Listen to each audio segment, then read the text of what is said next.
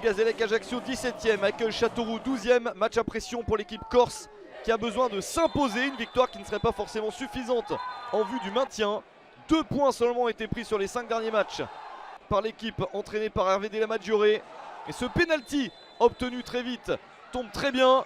Un penalty sauvé par Rémi Pillot, le gardien de Châteauroux. Échec de Jimmy Roy. C'est dommage pour le Gazélec qui avait une occasion en or de marquer en premier dans cette partie.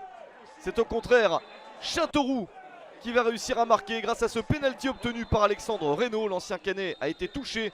Grégory Bourillon s'élance, 37e minute. Lui réussit son penalty.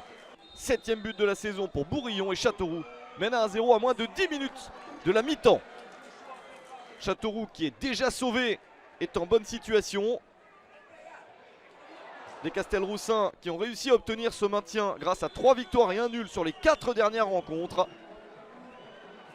Ils jouent donc libérés et mènent à la pause.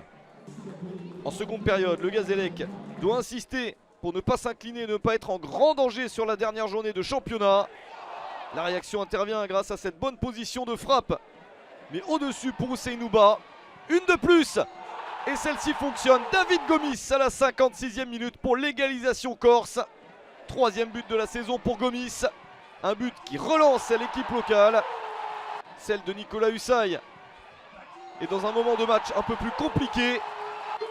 Mais ce but a le don de relancer les Castelroussins qui repartent à l'attaque dans la foulée. Possibilité sur le côté pour Aïssam Hassan. Hassan qui tombe dans la surface. Nouveau penalty pour Châteauroux. Toujours Grégory Bourillon pour s'élancer et pour marquer. 66e minute, Châteauroux mène de nouveau 2-1. 8e but de la saison pour Bourillon qui n'en avait marqué que 2 maximum dans une seule saison en professionnel.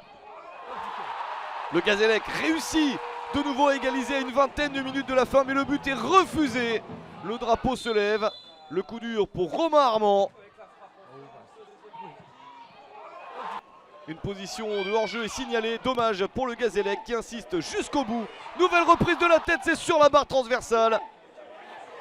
Les Gaziers n'ont pas de réussite et notamment Romain Armand qui ne parvient pas à cadrer. C'est bien Châteauroux qui s'impose 2-1 dans ce match. Le Gazélec sera encore en danger lors de la dernière journée. Des Gaziers qui pourraient toujours finir la saison 18e et barragiste.